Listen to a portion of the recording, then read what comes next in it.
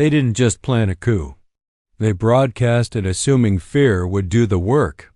Western outlets suddenly echoed the same headline: Traoré overthrown. No confirmation, no footage. Just repetition.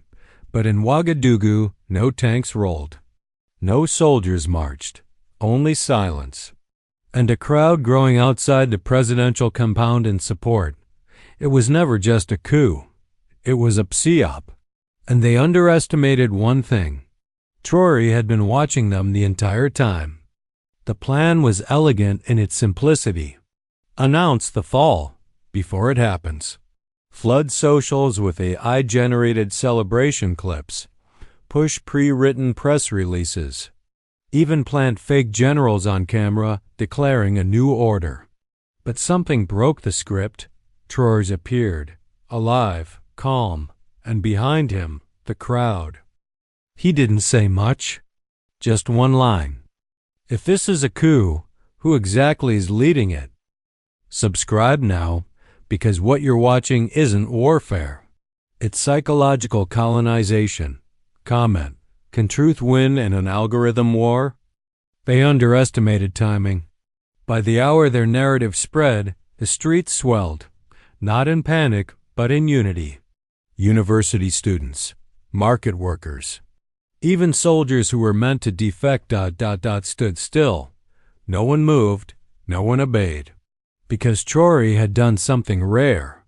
He had shared the entire intelligence trail with the people. The so-called coup's architects were named. Their accounts exposed. Their footage dissected live. They called him paranoid for refusing imported security gear. They mocked his switch to local encryption networks. Now they saw why. The plotters couldn't breach the capital's comms. Satellites hovered, but Ouagadougou went quiet. No texts, no calls, no coordinates, digital silence, yet physical resistance. It wasn't a blackout. It was a lockdown designed by Traoré himself. The first coup-proof firewall ... wasn't a wall. It was trust. One ex-general flew in early, expecting cheers, expecting cameras. He was greeted with silence and 2 handcuffs. Traoré didn't order his arrest. The community tribunal did. Because this time, the coup wasn't televised. It was decoded. People read between the headlines. And in the end, the algorithm lost. When a population is trained to question everything, even lies come with subtitles. Across the border, satellite feeds showed chaos. But inside Burkina Faso, markets opened, radios played. And a massive crowd marched not to protest, but to shield the presidency. Women formed human circles. Veterans stood in formation. No orders. No leaderboards. Just instinct. It wasn't just about Traoré anymore. It was about narrative sovereignty. And in that moment, the world realized.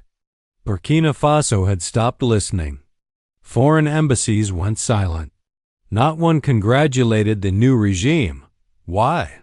Because the new regime didn't exist. Internal reports conflicted. No general had taken power.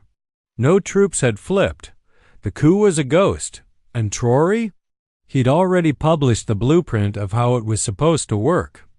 He beat the empire at its own game by leaking their playbook before they pressed start. A single flash drive changed everything. On it, wire transfers, military movements, even voice notes from ex-ministers. But it wasn't leaked to media.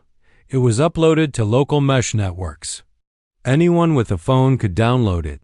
The truth was peer-to-peer. When governments hoard secrets, coups thrive. When people carry the receipts, coups die. The real security system? A population that knows exactly who's selling them out. The architects of the coup weren't foreign. They were familiar. Ex-ministers, retired commanders, men with medals, and offshore accounts. Traoré didn't send in soldiers. He sent archivists. The most powerful weapon turned out to be a laptop, connected not to the internet, but to a courtroom live stream. Because when betrayal is exposed in HD, there is no need for tanks. The world called it a failed coup. But it was worse than that. It was a failed narrative hijack. A desperate move by systems too old to adapt. They relied on fear. But fear only works when the people believe the messenger. Traoré didn't just survive. He flipped the table. From the streets of Ouagadougou to forums in Dakar, one message echoed. They can't overthrow us if we don't download this script. No tanks rolled, but borders were shaken. Senegal paused military drills. Mali shared Traoré's firewall codes.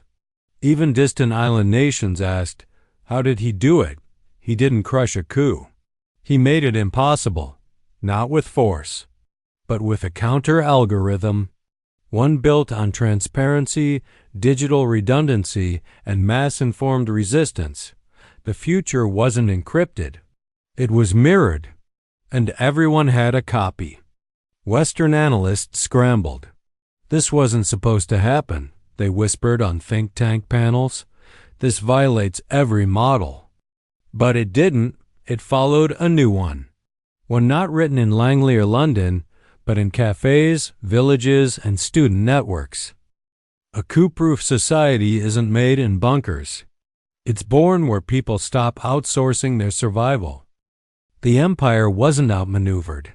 It was outdated. Burkina Faso made a choice. No more imported narratives. No more rented revolutions. They turned coup attempts into case studies, leaks into lessons, fear into foresight. And in doing so, they revealed the real battlefield, perception. Whoever shapes the frame wins the fight. And in this fight, Traoré let the people hold the camera. The soldiers who were meant to defect, they stayed. Not because of salary, not out of fear, but because they were shown the script and chose to improvise. One captain later said, "They gave me a role in their coup. I gave it back." This wasn't resistance. This was refusal to repeat. Burkina Faso wasn't just protected. It was rewritten. They studied coups like blueprints, but forgot the blueprint had changed. Modern rebellion isn't waged with rifles. It's waged with receipts, routers, and rhythm. And the beat they missed was that of a self-aware nation. The world tried to change Traoré, but Traoré changed the context. Now the question isn't how did he survive? It's, can we learn before we're next? In the end, the coup wasn't crushed. It collapsed under exposure. No battle, no blood. Just millions of minds refusing the script. The world watched, confused. How can power survive when every mechanism fails? The answer was uncomfortable. Maybe it's not about holding power anymore. Maybe it's about disarming control itself. In a remote village, an old man was asked, "Why didn't you run when the coup was announced?" He smiled. "Because I saw no tanks. I only saw students downloading PDFs." The empire wanted shock, but Burkina gave its signal. And in that signal, truth traveled faster than fear. Years from now, they won't say Traoré won.